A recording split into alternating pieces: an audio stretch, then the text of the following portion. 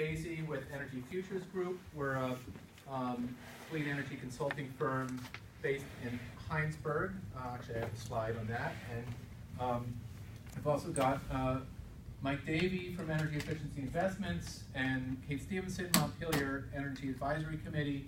And so we'll be splitting up the presentation in thirds, and hopefully we'll be able to keep enough time at the end so that we'll be able to have some questions and engagement. So I'm gonna start off. You can see. So am I in the way? I'm in the way there. That's okay.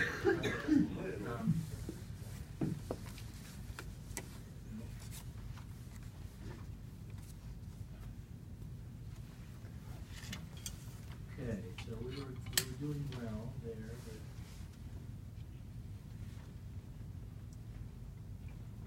but you might just need to do the space bar. okay. So we'll do that. So I'm gonna be talking about a recent report that that EFG completed for the Clean Energy Development Fund called the Vermont Clean Energy Finance Report.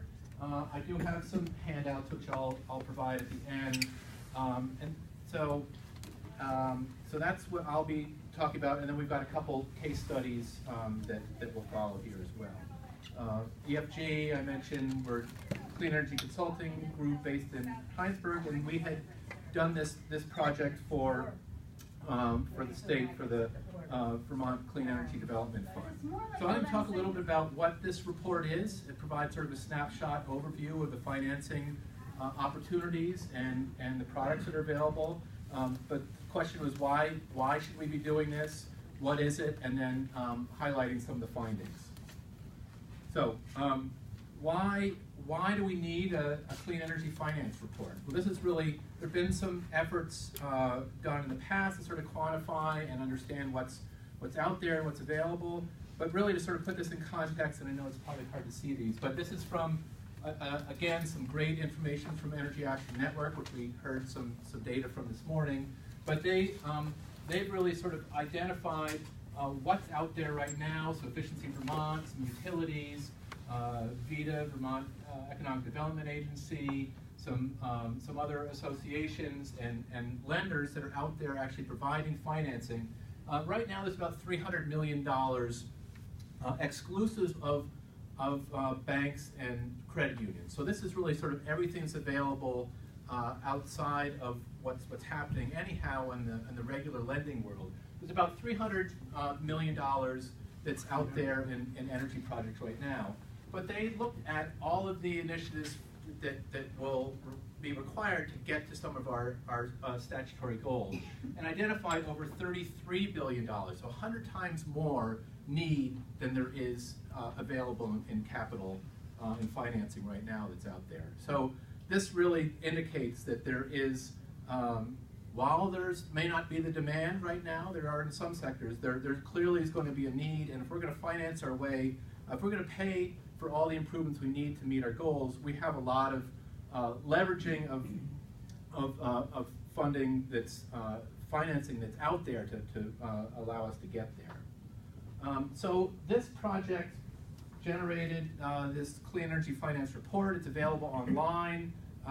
This PowerPoint will be available to all the attendees here afterwards, so you can find it there. You can probably Google it as well, Vermont Clean Energy Finance Report.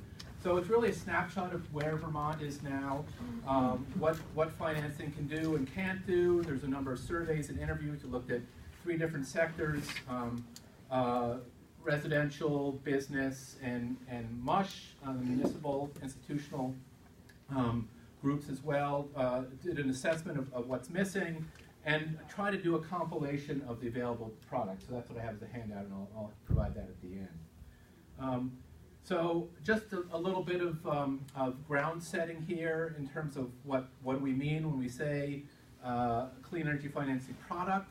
We're talking about lease, loans, credit cards, things that you borrow money and you pay it back over time.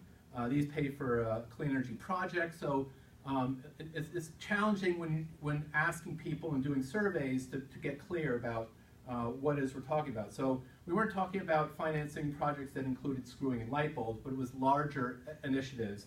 Could be a solar array, a weatherization project, an EV, upgrade to a manufacturing facility, and not small ticket items. And then there is the, we heard this throughout the process as well too, the difference between high cost and upfront cost. So there's some of the results will say these projects really cost too much. So regardless of somebody's interest in doing financing, if a project's too high, they don't necessarily want to pay for it now or over time. So upfront cost means that you're paying for it up front, but if it's too high, people aren't going to do that. I'm not going to go through this, but there's a lot of financing products that are out there. So clean energy financing includes sort of traditional and specified, and it breaks out into loans, leases, on-bill, PACE, C-PACE. There's a lot of details, and this is available if people want more detail, but it's just to say that financing really sort of a broad umbrella encompasses many different products and different programs that are out there. Also want to say that financing is not a silver bullet. So it's one of several linked strategies that include a number of, it's hard to read these, but customer outreach and education. Customer needs to understand the benefits. They need to make a decision about, or when that the decision needs to get made. If a furnace dies, they need to make a decision right away. They need to make arrangements for financing or how to pay for their